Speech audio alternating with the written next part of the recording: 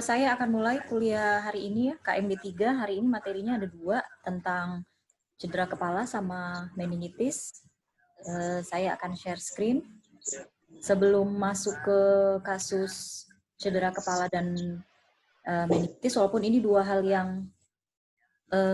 sangat berbeda, tapi memang tata laksananya ada yang hampir sama dan perjalanan komplikasi dari penyakitnya ada yang bisa kita tarik kesamaan gitu ya, tapi penyebabnya memang 2 hal yang berbeda dalam satu waktu kuliah gitu ya, ada 2 materi. Saya akan share screen. Untuk rekaman akan saya taruh nanti di e-learning, di linkkan ke YouTube. Yang pertama saya akan ke trauma kepala dulu. Sebelum sampai ke materi trauma kepala dan meningitis, saya ingin menyampaikan bahwa kita akan mereview dulu beberapa hal yang sudah didapatkan di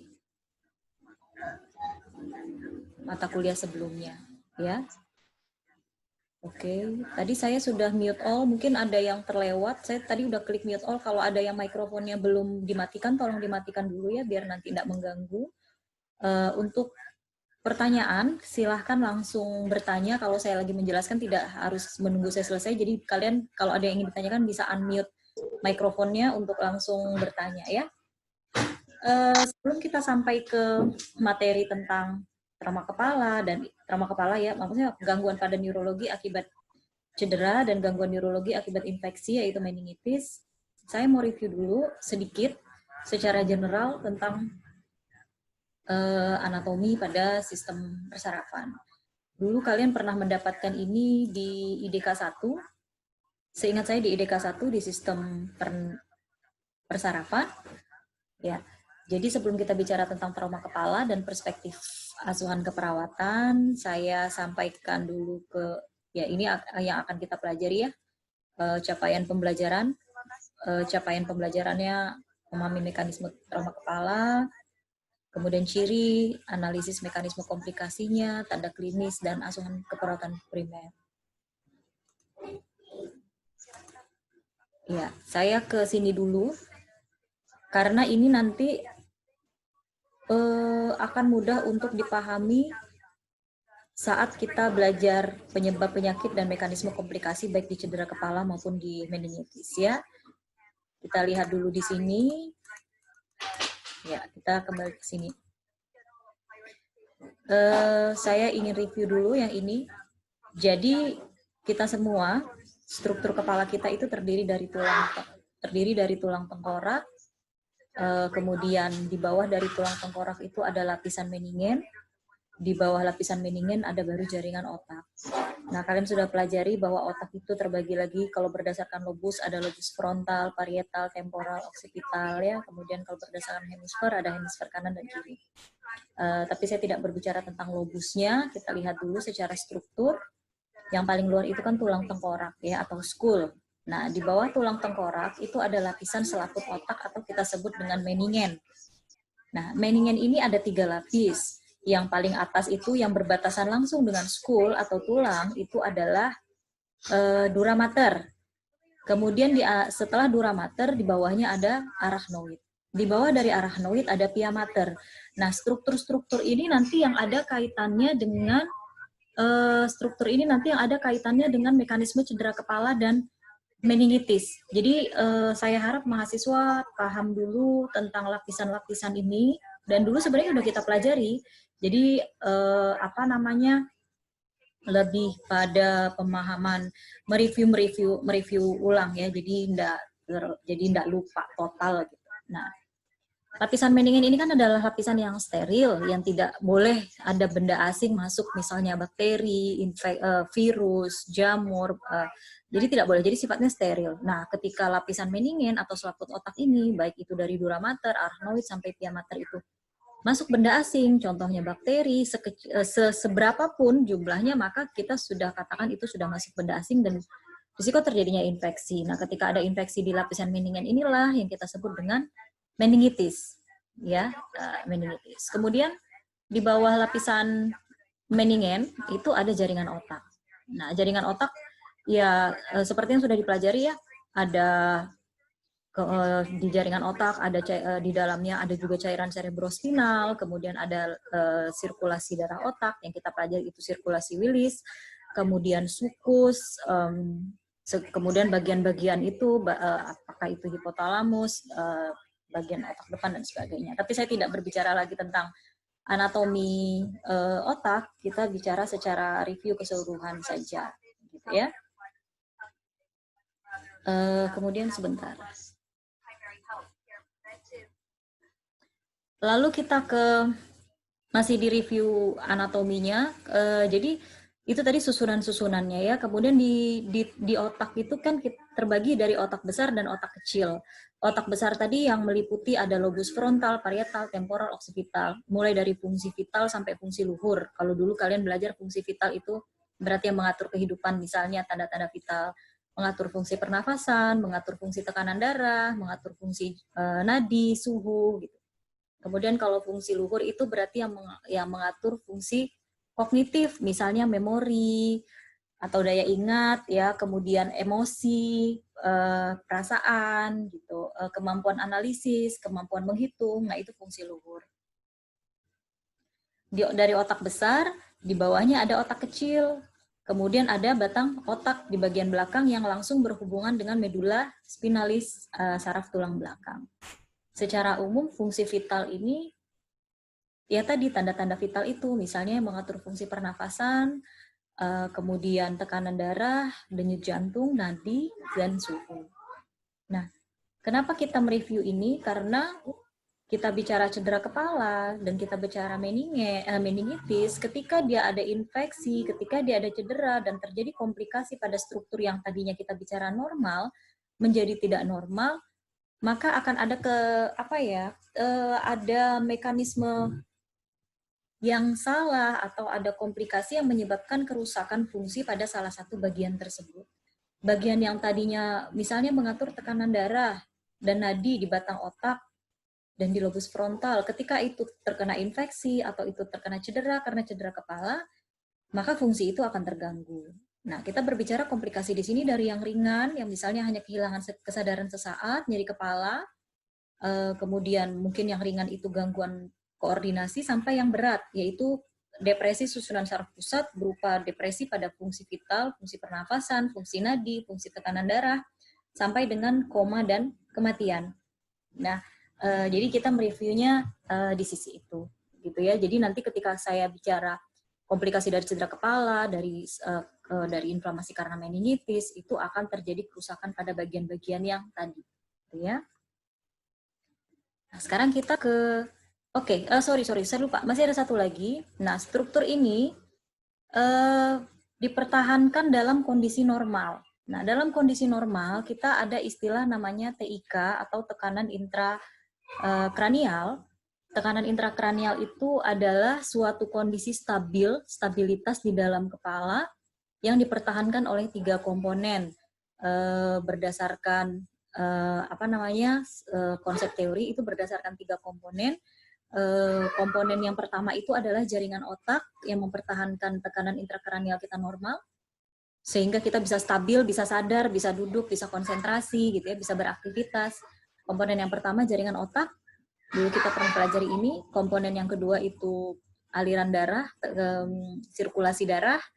Yang ketiga itu adalah cairan cerebrospinal. Nah, saya tidak bicara lagi cairan cerebrospinal diproduksi di mana, didistribusi kemana saja, direabsorpsi di mana, karena itu sudah dapat di dasar waktu anatomi dan fisiologi sistem persarafan. Ya. Nah, jadi prinsipnya tekanan intrakranial kita dipengaruhi oleh 3 hal. Ketika salah satu hal ini mengalami gangguan, maka akan terjadi perubahan tekanan intrakranial.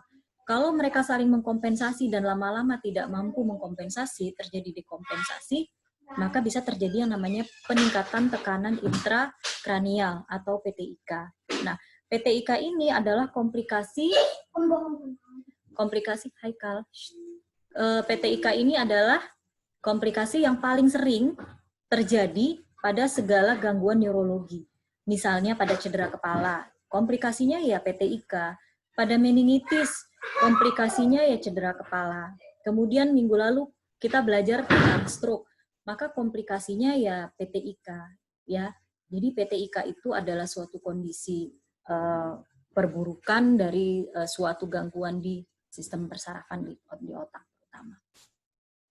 Jika ada yang ingin bertanya, silahkan langsung unmute mikrofonnya ya. Kita ke cedera kepala. Jadi kalau kita bicara cedera kepala itu adalah suatu kondisi deformitas, deformasi ya, perubahan bentuk. Deformitas itu berupa penyimpangan bentuk atau penyimpangan garis pada tulang tengkorak. Jadi kalau sudah ada penyimpangan garis saja pada skull atau pada tulang, pada kalvaria, pada tulang kepala misalnya ya, dia hanya linier, hanya ada garis saja, itu sudah kita katakan deformasi. Apalagi jika terjadi memar, terjadi retak, terjadi fraktur, sampai terjadi perdarahan di dalam kepala, itu sudah sudah masuk dalam kategori cedera kepala. Karena penyimpangan garis pada tulang tengkorak saja itu sudah masuk kategori cedera kepala. Nah, cedera kepala itu ada yang ringan, sedang, berat. Letak bedanya di mana? Salah satu letak bedanya adalah di respon kesadaran atau GCS, kemudian luas dan tingkat keparahan dari bagian yang terkena, apakah hanya kena tulang saja, frakturnya tapi fraktur yang sejauh mana, kemudian perdarahan dari yang ringan, sedang, dan berat. Itu yang mengkategorikan dia cedera kepala ringan, cedera kepala sedang, dan cedera kepala berat. Nah, yang perlu diingat oleh mahasiswa, kita ya, kalian nanti yang akan praktek di rumah sakit, misalnya akan kerja, bahwa semua pasien dengan trauma kepala dan cedera pada fasial, cedera pada wajah, maka dianggap menderita atau mengalami cedera leher atau cedera servikal sampai terbukti tidak. Apa maksudnya? Ketika misalnya ada pasien, ada korban mengalami cedera kepala. Cedera kepala itu dengan berbagai penyebab, misalnya kecelakaan, jatuh, terbentur, luka tusuk, luka tembak, apapun yang menyebabkan terjadinya benturan di kepala, baik itu akselerasi maupun deselerasi, itu kita katakan trauma kepala. Nah, setiap mekanisme trauma kepala, serta kita melihat ada tanda-tanda trauma pada fasial, misalnya lebam dan sebagainya, maka setiap kejadian tersebut kita anggap pasien juga mengalami cedera servikal, cedera di leher, bagian dari medula spinalis. Sampai terbukti tidak. Terbukti tidaknya dari mana? Dari hasil CT scan misalnya. Kenapa harus seperti itu misalnya? Ya karena servikal itu adalah bagian dari seperti yang dulu kalian sudah pelajari di anatomi ya, bahwa servikal itu adalah bagian teratas pada medula spinalis yang fungsinya merupakan fungsi vital, yaitu mengontrol fungsi pernafasan. Misalnya di C3 dan C4.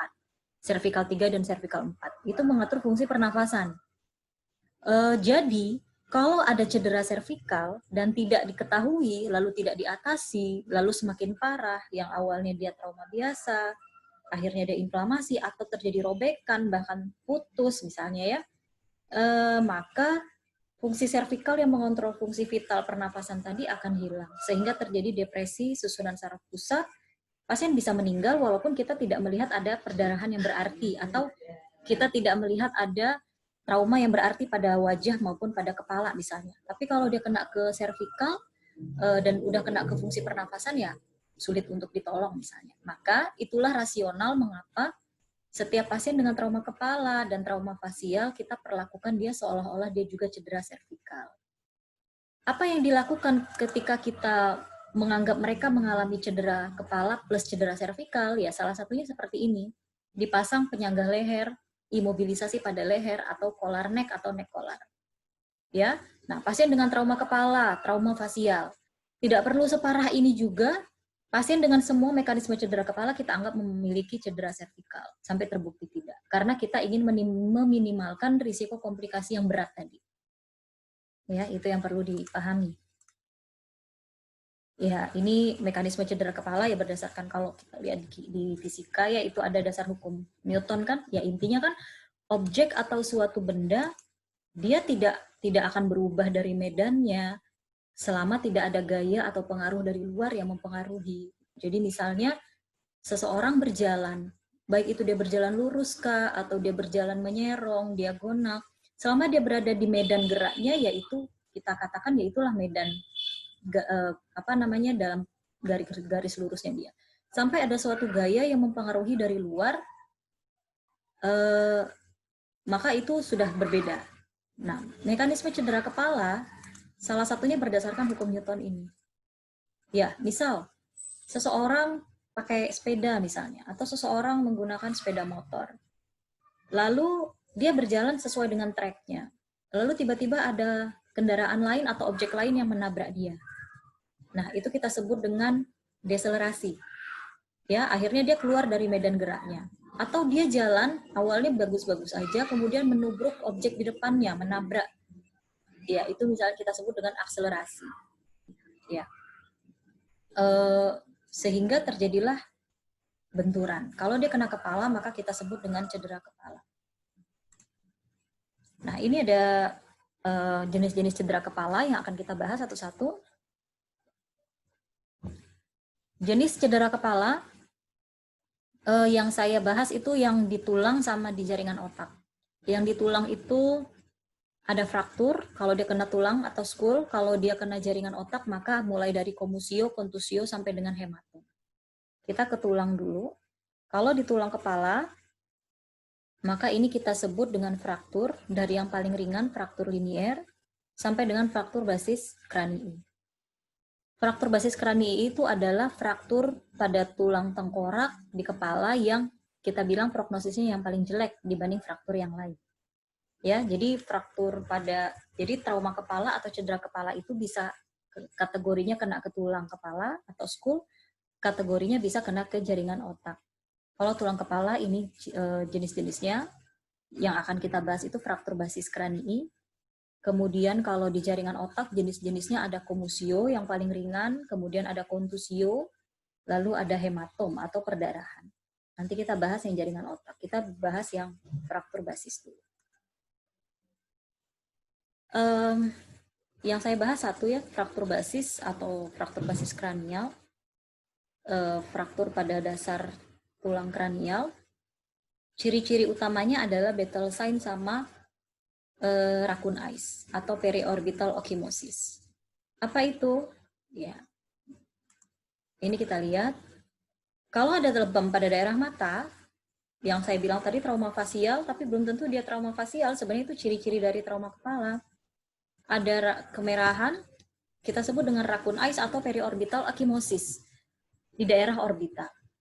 Kemudian di belakang daerah telinga, di daerah mastoid, terdapat lebam juga yang kita sebut dengan Bettelstein. Nah, ini kita sebut dengan periorbital ecchymosis. Kemudian yang di belakang telinga di mastoid ini kita sebut dengan Bettelstein. Ini khas pada fraktur basis kranii. Kalau kita sudah menemukan ciri-ciri ini, itu sudah jelas pasiennya kita curiga ke fraktur basis kranii. Tapi tetap diagnosis pastinya adalah menggunakan CT scan. Lalu ciri-ciri berikutnya pada fraktur basis kranii adalah hemotimpani, rhinore, otore. Apa itu? Hemotimpani adalah keluarnya cairan dari telinga berupa darah. Hemotimpani berarti keluar darah dari telinga. Rhinore berarti keluar cairan dari hidung. Ya. Otore keluar cairan dari telinga tapi cairan bening. Nah, kita lihat udah keluar cairan, ya. Nah, sebenarnya pemasangan NGT pada fraktur basis kranii itu tidak direkomendasikan. Kenapa tidak direkomendasikan? Iya, karena dia ada kecurigaan fraktur yang berisiko ketika kita masuk NGT, NGT itu akan berisiko untuk kena ke bagian yang fraktur dan terbuka tadi, gitu ya sebenarnya. Tapi ini mungkin dia belum keluar CT scan-nya, jadi masih terpasang. Dan mungkin asumsinya kadang adalah perdarahan yang masif keluar dari hidung, sehingga dibutuhkan untuk pembersihan. Tadi kita di fraktur pada skul, saya hanya bahas yang basis, lalu kita ke jaringan otak. Jaringan otak ini, trauma kepalanya dibagi ada 3, komusio, kontusio, dan hematom. Komusio dan kontusio itu masuk dalam kategori memar dan geger otak, sedangkan hematom itu masuk dalam kategori perdarahan. Hematom atau perdarahan itu dibagi lagi berdasarkan lokasi. Kita ke komusio dan kontusio dulu. Komusio itu adalah trauma kepala tertutup pada jaringan otak yang paling ringan. Komusio itu yang cedera yang paling ringan, bahkan bisa dikatakan tidak ada gejala sisa. Nyeri yang paling sering dirasakan oleh pasien itu biasanya nyeri kepala, tapi dia tidak ada gejala sisa. Kalaupun dia kehilangan kesadaran, biasa kehilangan kesadarannya itu sementara, kurang dari 10 menit, bahkan kurang dari 5 menit, atau bahkan tidak terjadi kehilangan kesadaran. Komusio itu yang paling ringan. Kemudian ada kontusio, tadi ada komusio, ada kontusio. Kalau kontusio itu geger otak, memar otak, dia sudah lebih parah dari komusio. Ada perdarahan lokal, ada pingsan yang lebih lama, mungkin lebih dari 10 menit, sekitar 10-15 menit, dan bisa saja menunjukkan ciri-ciri PTIK atau peningkatan tekanan intrakranial. Tadi saya sudah sampaikan di awal, mengapa bisa terjadi PTIK. Karena secara normal kita memiliki TIK atau tekanan intrakranial. Ketika salah satu itu terganggu, berisiko untuk terjadi PTIK. Berikutnya, ini ada hematom atau perdarahan. Nah, saya ingin menjelaskan dulu hematom. Perdarahan pada kepala, pada otak, itu dibagi. Nah, ini memang sifatnya hafalan, tapi hafalannya bisa dirasionalkan kalau kalian ingat secara umum anatominya. Hematom atau perdarahan di otak itu terbagi ada hematom epidural, ada hematom subdural, ada hematom subarachnoid, ada hematom intracerebri. Apa bedanya? Bedanya di sini, kita lihat di lokasi. Mahasiswa bisa lihat di sini ya, di gambar yang tadi saya tunjukkan ada lapisan meningen yang paling luar dengan berbatasan langsung dengan tengkorak itu. Maksudnya dengan tulang kepala itu adalah dura mater, kemudian di bawahnya arachnoid, di bawahnya pia mater, baru ke jaringan. Kalau perdarahan terjadi antara tulang dengan lapisan meningen terluar, yaitu dura mater, maka perdarahan itu kita sebut dengan hematom epidural. Ya, berarti dia di atasnya dura. Hematom epidural ini adalah perdarahan pada jaringan otak yang paling ringan. Walaupun kita tidak bisa bilang dia baik-baik saja, tapi dibanding perdarahan yang lain dia masuk kategori perdarahan yang lebih ringan dibanding perdarahan otak yang lain. Lalu di bawahnya lalu setelah perdarahan epidural ada namanya perdarahan subdural atau hematom subdural. Hematom subdural itu berada di lapisan antara dura mater sama arachnoid. Ya, di bawahnya dura, di antara dura dengan arah. Antara dura mater dengan arachnoid, kalau terjadi perdarahan maka disebut dengan perdarahan subdural. Lalu ada perdarahan di antara arachnoid dengan pia mater. Kalau ada perdarahan di antara arachnoid dengan pia mater atau di bawahnya arachnoid, maka kita sebut dengan perdarahan subarachnoid.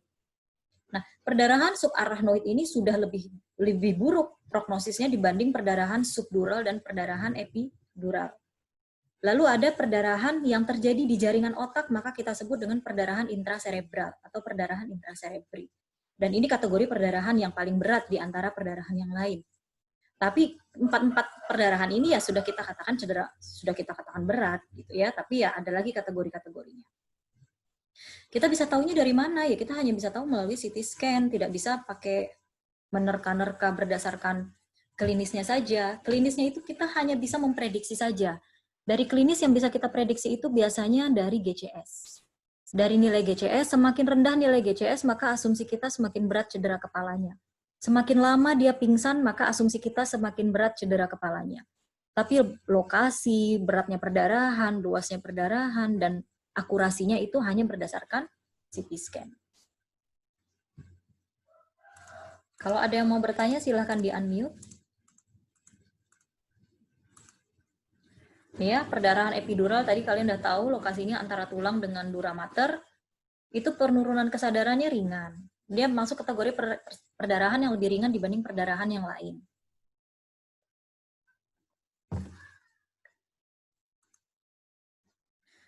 Penurunan kesadaran ringan saat kejadian, lalu mereka memiliki periode lucid pada hematom epidural. Periode lucid itu adalah periode Observasi ya, periode yang terjadi sejak beberapa menit sampai beberapa jam, biasanya 3 jam pasca trauma.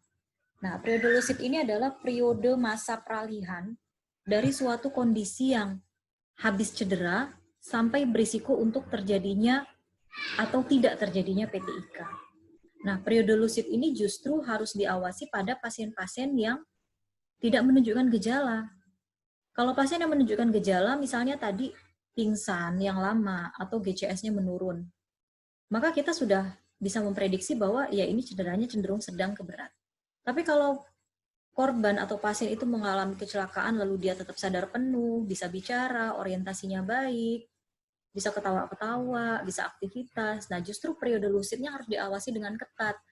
Karena bisa saja kecolongan, karena dalam 3 jam pertama bisa saja terjadi deprivasi yang ekstrim gitu ya, dari kesadaran yang baik, kompos mentis, turun ke somnolen, sampai dengan stupor, bahkan koma, dan bahkan terjadi kematian gitu ya. Dan ini pernah terjadi gitu ya, kasus seperti ini pernah terjadi. Mengapa seperti itu? Karena ya tadi periode lucid itu PTIK-nya berjalan bertahap, sementara pasien dalam kondisi sadar, sehingga bisa saja tenaga kesehatan itu kecolongan. Maka dia harus diawasi. Diawasi dengan cara apa? Ya pasien yang masuk ke UGD dengan cedera kepala yang asumsinya cedera kepala ringan, karena dia sadar dia tetap tidak boleh pulang dalam waktu 3 jam pertama sampai hasil CT scan-nya keluar. Bahkan kadang ada yang 24 jam monitoring. Kalau dibiarkan takutnya ada perburukan. Hematoma subdural itu sudah ada risiko PTIK yang lebih berat. Nah, yang paling berat tadi hematoma subarachnoid dan intracerebri. Biasanya perdarahan intracerebral itu menyebabkan terjadinya PTIK yang nyata. Ya, ada risiko herniasi karena adanya edema pada otak. Mengapa bisa terjadi edema? Ya tadi misalnya karena ada perdarahan, otomatis ada endapan darah, ada lokalisasi darah di situ, bisa terjadi bekuan, bisa terjadi hambatan aliran darah atau interupsi aliran darah. Lalu lama-kelamaan terjadi hipoksia pada jaringan tersebut. Hipoksia ini menyebabkan terjadinya edema. Nah, edema inilah yang kita khawatirkan untuk terjadinya PTIK dan herniasi otak yang menyebabkan risiko kematian. Nah, kita tidak hanya bicara edema dan PTIK ini terjadi pada cedera kepala. Nanti kita bicara meningitis, mekanisme komplikasinya pada ujungnya juga sama, terjadi PTIK dan terjadi edema dan PTIK. Pada stroke juga seperti itu. Dengan mekanisme awal yang berbeda, misalnya robekan pada pembuluh darah karena pecah pembuluh darah pada stroke ya, atau trombus dan emboli misalnya pada non-hemoragik. Tapi pada akhirnya dia tetap mengalami infak, tetap mengalami edema, dan pada akhirnya tetap mengalami berisiko untuk PTIK. Jadi kesamaannya itu di komplikasinya. Nah, ini hematoma subdural. Ini gambar saja. Ya, kita bicara ke manifestasi klinis. Manifestasi klinis sistem pernafasan yang paling utama sebenarnya. Jadi kalau pasien-pasien mengalami cedera kepala, komplikasi yang terlihat lebih cepat itu adalah di kesadaran sama di sistem pernafasan. Ya, walaupun pasiennya masih sadar penuh, tapi diharapkan oksigenasinya tetap baik. Karena seberapapun kecilnya cedera yang ada di kepala pasti sudah mengubah sirkulasi yang ada di otak. Sehingga pasien membutuhkan oksigenasi. Walaupun oksigennya itu hanya aliran yang paling rendah, misalnya nasal kami. Ya, jadi dia tetap diberikan oksigen aliran rendah kalau dia sadar. Kalau dia tidak sadar, mengalami penurunan kesadaran, ya jelas membutuhkan oksigen aliran yang lebih tinggi. Apa yang kita pilih ya berdasarkan klinis dari perubahan pernafasannya, dan kalian sudah dapat itu di keperawatan dasar. Ya, terapi oksigen. Kapan kita menggunakan nasal, kapan kita menggunakan simple mask, kapan kita butuh masker non-rebreather, kapan kita butuh rebreather, atau bahkan sampai kapan kita membutuhkan Jackson wrist, kita membutuhkan bagging, bag and valve, sampai dengan ventilator. Ya, saya tidak membahas jenis-jenis oksigen di pertemuan ini gitu ya, karena itu sudah ada di sistem respirasi di oksigenasi dan sistem respirasi sebelumnya. Tapi untuk kalian ketahui, salah satu tata laksana manajemen termasuk rencana intervensi keperawatan adalah oksigenasi. oksigenasi ini penting, baik pada pasien yang sadar maupun pasien yang tidak sadar. Tinggal kita pilih saja oksigen mana yang sesuai berdasarkan klinis, frekuensi nafas, dan saturasi oksigen. Ciri-ciri yang utama itu biasanya dia sesak nafas, sampai dengan apnu dan gagal nafas. Nah, untuk pernafasan, untuk mahasiswa ya, saya pesankan, kalau nanti kalian praktek, untuk mengukur tanda vital pernafasan, mengukur tanda vital nadi, tolonglah diukur selama 60 detik atau 1 menit penuh.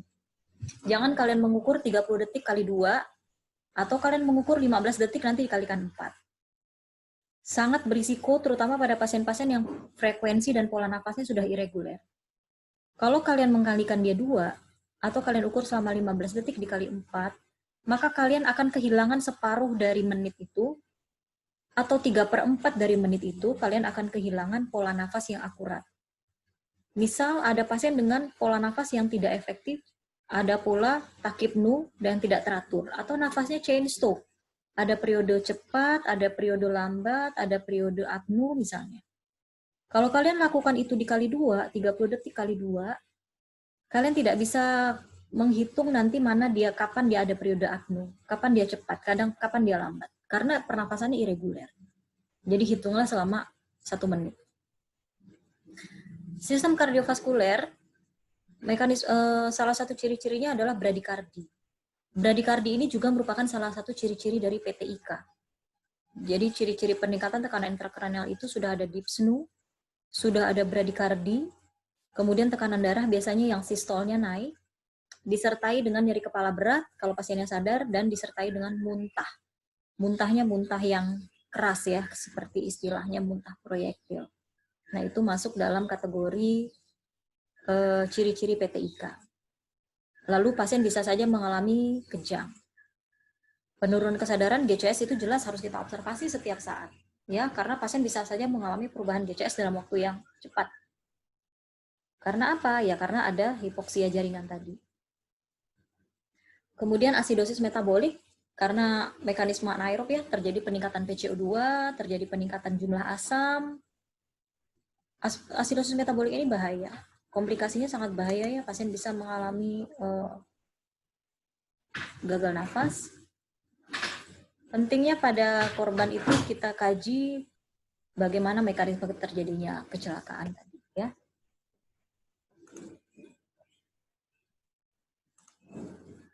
Kalau ada yang mau bertanya silakan. Pemeriksaan fisik, pemeriksaan penunjang, pemeriksaan fisik tadi ya, mulai dari sistem persarafan, kesadaran, kemudian pernafasan, tanda vital meliputi semua jenis tanda vital, fungsi nafas, kemudian kardiovaskuler, sampai dengan jenis perdarahannya, pemeriksaan fisik semuanya ya, termasuk pada muskuloskeletal, apakah ada fraktur lain selain pada trauma pada kepala. Kemudian untuk akurasinya tetap menggunakan CT scan. Pengkajian keperawatan itu meliputi riwayat penyakit saat ini, bagaimana dia kecelakaan, bagaimana mengalami trauma, proses terjadinya itu. Lalu riwayat pengobatan yang sudah didapat atau dia belum mendapatkan pertolongan. Kehilangan kesadaran berapa lama. Baru kita ke pemeriksaan fisik. Pemeriksaan fisik itu tadi meliputi GCS, tanda vital, pemeriksaan fisik head to toe atau menggunakan persistem. Beberapa diagnosis keperawatan yang muncul, salah satunya yang sering diangkat, yang utama itu misalnya risiko perfusi jaringan serebral tidak efektif. Etiologinya banyak, misalnya karena berhubungan dengan edema cerebri, berhubungan dengan interupsi aliran darah karena perdarahan, ya, itu yang paling sering. Data mayor untuk mengangkat risiko perubahan perfusi jaringan serebral tidak efektif itu biasanya perubahan GCS, kemudian perubahan respon pupil, itu yang paling sering, data mayor yang harus ada. Perubahan GCS, perubahan respon pupil, refleks cahaya, nah itu harus ada. Baru ke tanda-tanda vital yang lain, misalnya respirasi, frekuensi nafasnya berubah. Tapi kalau datanya hanya frekuensi nafas saja yang berubah, kita belum tentu bisa mengangkat